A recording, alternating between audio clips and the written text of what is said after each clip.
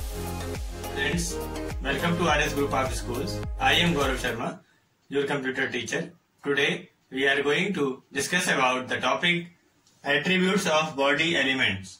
आज हम आपको body elements के attributes के बारे में बताएंगे, जिसका कि आज हम लोग पार्ट 2 डिस्कस कर रहे हैं, क्योंकि इसके फर्स्ट पार्ट में हम लोग बॉडी एलिमेंट के कुछ एट्रीब्यूट्स के बारे में बात कर चुके हैं। तो बॉडी एलिमेंट्स के और भी एट्रीब्यूट्स होते हैं, आपको बताया था उसमें हमने। तो उनके बचे हुए एट्रीब्यूट्स जो हैं, उनमें से कुछ एट्रीब्यूट्स की आज हम डिस्कस करेंगे कि वो कौन कौन से एट्रीब्यूट्स हैं जिनको हम बॉडी एलिमेंट के अंदर यूज कर सकते हैं, और उनको यूज करने से हमारे पेज में किस टाइप का लुक आएगा वो भी हम देखेंगे। ठीक है, तो ये हमारा पहला एट्रीब्यूट है जिसको हम बोलेंगे the body background attribute. Means हमारे जो वेब पेज होगा उसका जो बैकग्राउंड होगा, उसमें अभी हम लोगों ने इसके लास्ट क्लास में जो बॉडी एलिमेंट का वीडियो था उसमें आपको बताया था बीजी कलर का। मीन्स बैकग्राउंड में हम कोई कलर सेट करते हैं तो उसके लिए क्या करना पड़ता है। यहाँ पर हम लोग बैकग्राउंड में कलर की जगह बैकग्राउंड में कोई इमेज देने की कोशिश करेंगे कि किस तरीके से हम लोग अपने जो हमारा वेब पेज है उसके बैकग्राउंड में किस तरीके से किसी इमेज को सेट कर सकते हैं, उसके बारे में हम डिस्कस करेंगे इस टॉपिक में। उसके बाद में हम लोग मार्जिन एट्रीब्यूट देखेंगे।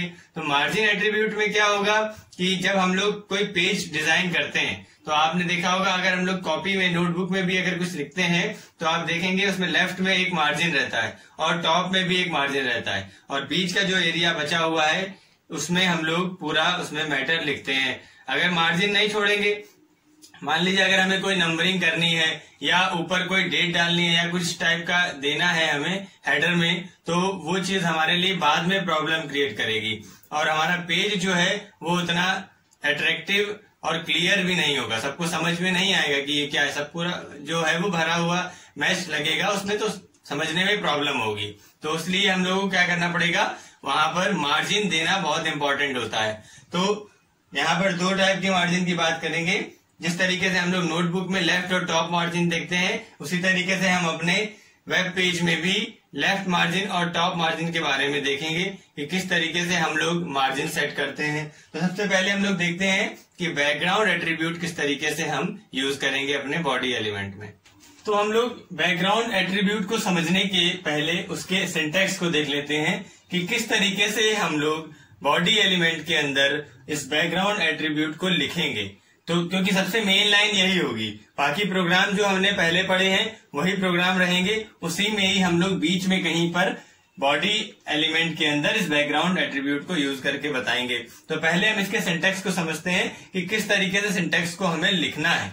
देखिए, सबसे पहले यहाँ पर हमने टैग ओपन किया और यहाँ पर बॉडी लिखा है। बॉडी लिखने के बाद में हमने यहाँ पर दिया है, देखिए, बैकग्राउंड। ठीक, ये हो गया बॉडी बैकग्राउंड। यहाँ पर स्पेस रहेगा, इस तरीके से आप लिखेंगे। उसके बाद इक्वल लगा करके URL देंगे या फाइल नेम देंगे उसके एक्सटेंशन के साथ में। अब देखिए, URL का यहाँ पर क्या मीनिंग है या फाइल नेम का क्या मतलब है। देखिए, होता क्या है कि आपको जो आप जैसे मान लीजिए कोई एक इमेज है, आपने अपने स्कूल की वेबसाइट बनाना चाहते हैं। अब स्कूल की इमेज आप उसके बैकग्राउंड में सेट करना चाहते हैं। ठीक है, अब जो वो इमेज रहेगी उस इमेज को या तो आप अगर मान लीजिए कहीं आपकी किसी एक फोल्डर में वो सेव है, वो किसी अदर ड्राइव पे है, आप जो डॉक्यूमेंट बना रहे हैं वो किसी अदर ड्राइव पे बन रहा है, तो वहां पर आपको उस ऐसी सिचुएशन में क्या करना पड़ेगा, जब आप ये कोडिंग कर रहे होंगे तो जिस ड्राइव में आपकी इमेज सेव है वहां से उसका इमेज को ओपन करेंगे, ऊपर एड्रेस बार में उसका एड्रेस लिख करके आ जाएगा, पूरा पाथ लिख के आएगा कि कौन सी ड्राइव में किस फोल्डर में अंदर किस फोल्डर के अंदर ये फाइल रखी है, वो पूरा पाथ वहां पर लिख करके आएगा। तो उसको कॉपी करेंगे और यहाँ पर हमें उसका पूरा एड्रेस मीन्स उसका पूरा पाथ वहां पर देना पड़ेगा।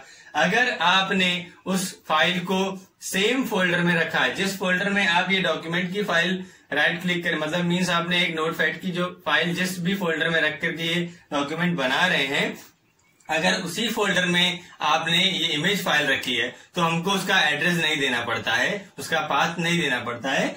वो आपकी जो फाइल है वो उसका सिर्फ आप नेम देंगे, फाइल नेम, और उसका एक्सटेंशन। यहाँ पर देखिए GIF लिखा हुआ है, अगर JPEG फाइल होगी, जो भी उसका एक्सटेंशन होगा वो आप यहाँ पर एक्सटेंशन दे देंगे। ठीक है, तो ये दो तरीके होते हैं। पहला तरीका क्या, अगर आपकी फाइल उसी सेम प्लेस में नहीं रखी है, किसी अदर प्लेस पे रखी है जो इमेज फाइल है, तो उसका हमें पूरा पाथ वहां पर देना पड़ेगा। अगर वो फाइल आपकी रखी हुई है कहां पर, जहां पर आपने डॉक्यूमेंट बना रहे हैं उसी सेम प्लेस पे रखी है, तो आपको उसका एड्रेस या उसका पाथ नहीं देना पड़ेगा। सिर्फ आपको फाइल नेम उसका बता करके एक्सटेंशन के साथ में आप उसको लिखेंगे तो वो इमेज वहां पर बैकग्राउंड में आ जाएगी। ठीक है, अब होता क्या है कि मान लीजिए आपने वो फोल्डर उठा करके आप मीन्स आप वो जो पेज है आपका डॉक्यूमेंट का पेज है, ऑफलाइन आप वो किसी और को दे रहे हैं कि हमने ये पेज बनाया, उसको आप देखिए। ठीक है, तो अब उस पेज को देने के लिए अगर आपने केवल उतना ही फाइल दी जिसमें आपका डॉक्यूमेंट है, तो फिर उसके बाद में वहां पर उसको जो इमेज जो आपने यूज करी है बैकग्राउंड में या साइड में कोई इमेजेस लगाई है वो नहीं दिखेंगी, जब तक कि आप साथ में वो इमेजेस की फाइल भी उसको वहां पर उसी फोल्डर में एक साथ पूरा जो उसका पैकेज है, उसमें जितनी भी इमेजेस आपने यूज करी हैं, ये सारी चीजें आप उसको एक फोल्डर में करके देंगे, तब वो उसको वहां पर ओपन करेगा तो सारी चीजें उसको वहां पर मिलेंगी। अगर आप कुछ चीजें मिस कर देते हैं तो वो पेज आपका वहां पर अधूरा दिखेगा। ठीक है, तो देखिए हम लोग इसको अब ये जो हमने यहाँ पर बैकग्राउंड में एट्रीब्यूट में यहाँ लिखा हुआ है सिंटेक्स, इसको अब अपने प्रोग्राम में लिख करके देखेंगे कि किस तरीके से हमें इसको प्रोग्राम में सेट करना है। तो देखिए हम लोग यहाँ पर यूज करने जा रहे हैं बॉडी बैकग्राउंड एट्रीब्यूट को। सबसे पहले देखिए हम क्या करेंगे, HTML टैग लिखेंगे, उसके बाद हेड टैग लिखेंगे, उसके बाद में टाइटल टैग लिखेंगे। ठीक है, अब इतना आपने लिख लिया। टाइटल के अंदर आप कोई टाइटल दे देते हैं जो कि आपके टाइटल पे लिख करके टाइटल बार में लिख करके आएगा। हमने यहाँ पर लिख दिया RS ग्रुप ऑफ स्कूल्स। ठीक है, और यहां पर हम टाइटल को क्लोज कर देंगे।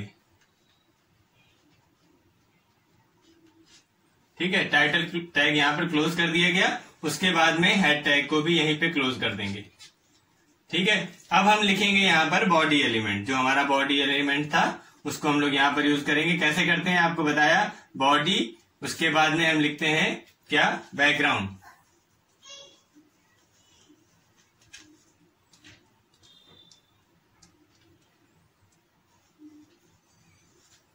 बॉडी बैकग्राउंड इक्वल टू जो भी हमें इमेज का नेम देना है, तो हमने यहां लिख दिया img.jpeg।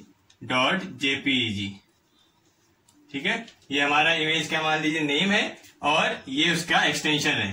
ठीक, ये हमने यहां पर लिख दिया। इसके बाद में इसको हम यहां पर क्लोज कर देंगे। ठीक है, अब इतना करने के बाद में यहां पर अगर मान लीजिए हमें कोई लाइन भी लिखनी है, जैसे कि आपको बताया था कोई मैटर लिखना है उस पेज में, तो यहां पर हम लिख सकते हैं कोई भी matter, welcome to RS group of schools. ठीक है, ये मैटर वहां पर एज इट इज लिख करके आ जाएगा। फिर हम यहां पर बॉडी टैग को क्लोज कर देंगे और अब हमारे पास क्या बचा है, केवल HTML टैग बचा हुआ है जिसको क्लोज करना है, तो हम उसको यहां पर क्लोज कर देंगे। तो इस तरीके से हमारा ये प्रोग्राम बना जिसमें आपने बॉडी बैकग्राउंड एट्रीब्यूट को यूज किया है, और इसको जैसे ही हम लोग लिखेंगे तो जो भी इमेज हमारे फोल्डर में पड़ी होगी इस नाम से वो हमारे पूरे पेज में आ जाएगी, और जो मैटर हमने यहाँ पर लिखा होगा वो मैटर आ जाएगा और हमारा पेज जो है वो तैयार हो जाएगा। ठीक है, अब हम लोग नेक्स्ट देखेंगे यहाँ पर मार्जिन एट्रीब्यूट, कि मार्जिन एट्रीब्यूट को किस तरीके से अपने वेब पेज में हम लोग यूज कर सकते हैं। तो देखिए अब हम बात करेंगे यहाँ पर मार्जिन एट्रीब्यूट की। मार्जिन एट्रीब्यूट में देखिए क्या होता है कि इसमें हम दो टाइप से मार्जिन दे सकते हैं, अभी हमने आपको बताया था, जैसे कि लेफ्ट मार्जिन और टॉप मार्जिन। ठीक, अब लेफ्ट मार्जिन देने के लिए सिंटेक्स यहाँ पर हमने लिखा है, और टॉप मार्जिन के लिए भी किस तरीके से हम अपने पेज में मार्जिन को सेट करेंगे, चाहे वो लेफ्ट वाला हो चाहे टॉप वाला, तो उसके लिए सिंटेक्स इस टाइप से हमको लिखना पड़ेगा।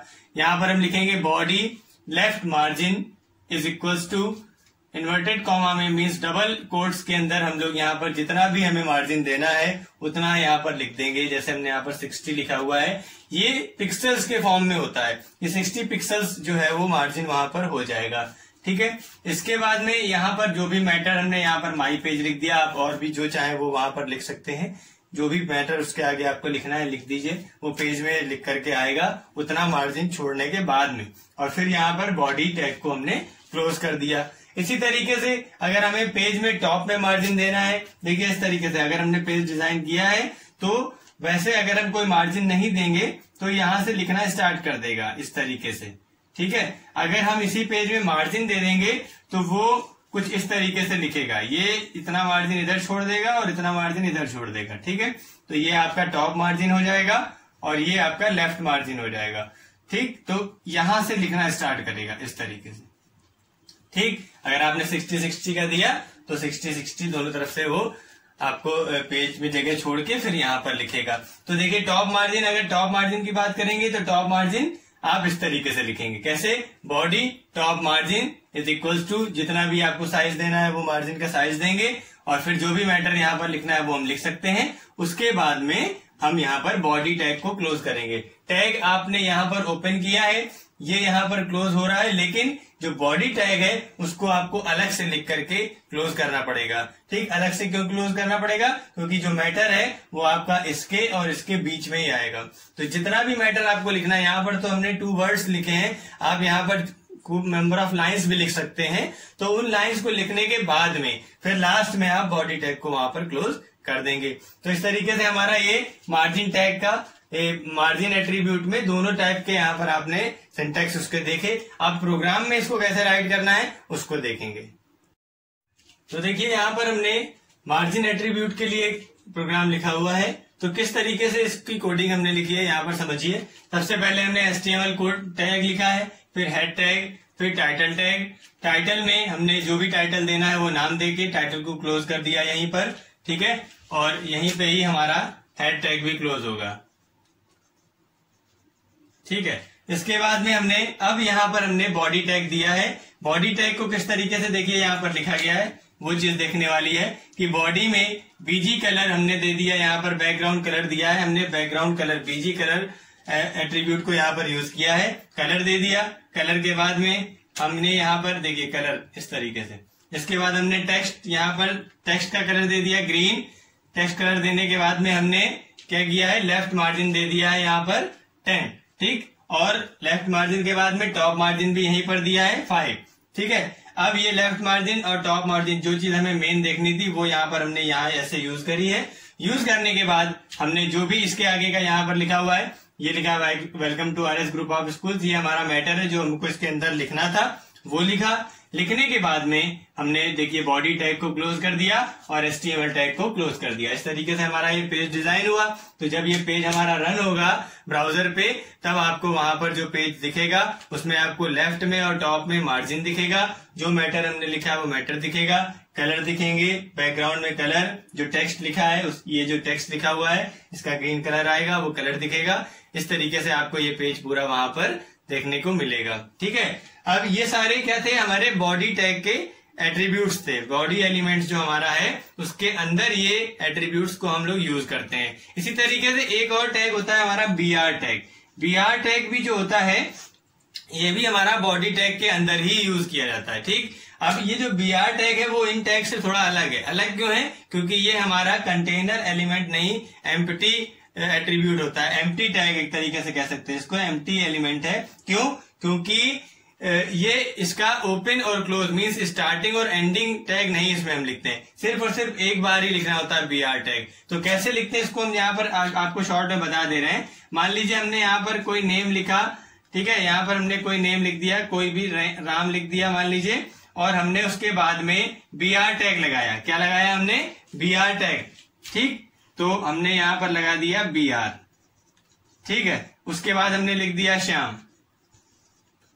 तो होगा क्या, BR का मतलब होता है लाइन ब्रेक। ठीक है, जो भी हम चीज, जिस भी चीज के बाद में BR टैग लगा देंगे तो दोनों लाइन या दोनों वर्ड्स जो है वो अलग अलग लाइन में आएंगे। ठीक है, लाइन ब्रेक के लिए इसको यूज किया जाता है। तो ये भी हमारा, ये हमने यहां पर क्यों बताया, क्योंकि ये भी हमारा body tag element, body element के अंदर का ही एट्रीब्यूट होता है। इसको हम लोग बॉडी एलिमेंट के अंदर ही यूज करते हैं। ठीक, इस तरीके से जो हमारे बॉडी एलिमेंट्स के एट्रीब्यूट्स थे उनको हमने डिस्कस किया। नेक्स्ट क्लास में हम लोग कुछ और फॉर्मेटिंग एलिमेंट्स के बारे में बात करेंगे, जिसकी हेल्प से हम अपने पेज को और अट्रैक्टिव और बहुत ही अच्छा देखने में लुक वाइज बनाएंगे और यूजफुल बनाने की कोशिश करेंगे। तो उसको भी आप समझिएगा और अभी तक जितनी चीजें बताई जा रही हैं उनको ध्यान से समझिए। तब तक के लिए keep studying and be happy always.